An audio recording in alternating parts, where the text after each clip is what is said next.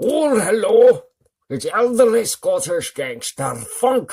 We're going to talk about Saw 10. Given that Saw 10 was a direct sequel taking place between Saw and Saw 2, did the ending make sense? Did it fit in with the overall theme of the Saw franchise? In true Saw style, the 10th film offering came with a few twists, as well as a surprise reward for long-time fans who stay past the credits. We're going to dig into what the ending means not just for the franchise as a whole, but for the future of Saw. Charlie Apenuts. I like the as a whole. This tentative, not-so-final entry for Saw fanatics focuses more in-depth on the backstory and development of Tobin Bell's character known as Kramer. First surprise is that Saw 10 actually takes place between Saw and Saw 2, and this new outing traces how his journey after the purported miracle cancer treatment turns out to be a lie. Rekindling rage, Kramer finds a protege in Amanda Young, Shawnee Smith, thus enacting his new purpose, vengeance. The stunning finale of the film is a bloodbath, complete with new revelations, as well as the murder of several cast members. Soon after a survivor of Kramer's game, Gabriella, is murdered by Dr. Cecilia Penderson. Out of wrath, Kramer and Amanda abruptly find themselves stuck in traps alongside an innocent newcomer named Carlos. No one saw this coming, folks, but the fact that Jigsaw himself wanted to be in the trap with Amanda is a clue to his most intricate plot yet. Midget. Of all the inexplicable turns in Saw 10, the biggest must be the nearly meta-style, surreal hospital moment that can be best described as quantum entanglement within a horror film.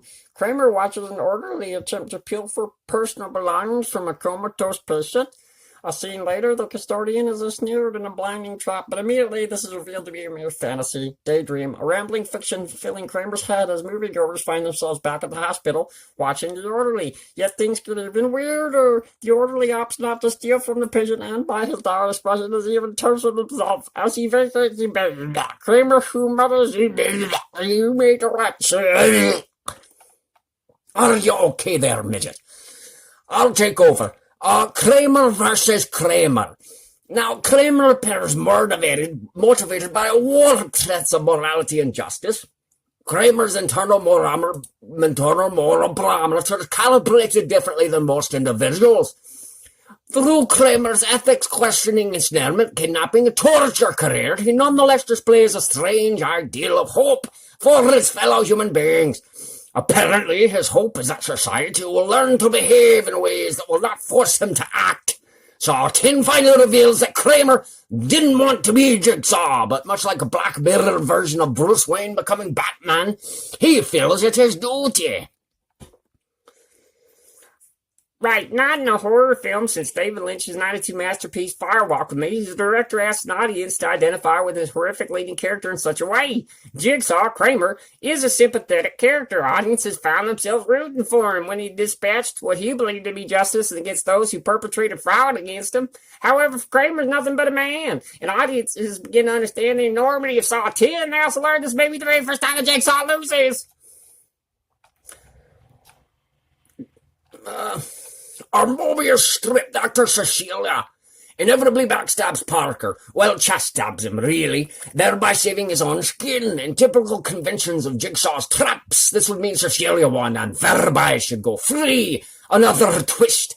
Kramer hates Dr. Cecilia so much that he breaks his own rules, disallowing her to escape the traps-strewn escape room.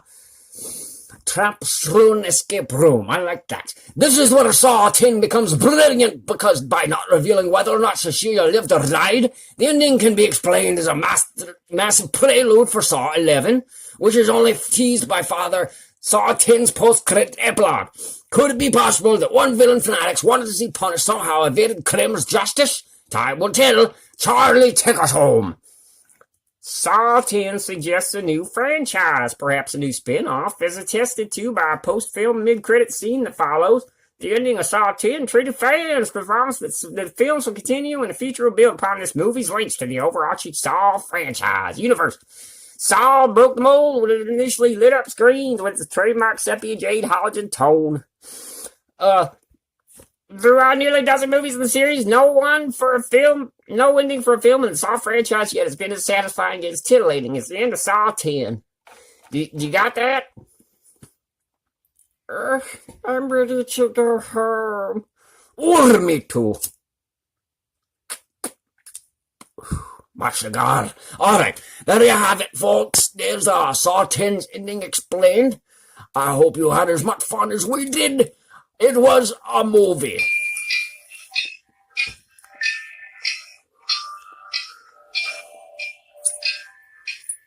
This has been a presentation of Evil.Film.Talk.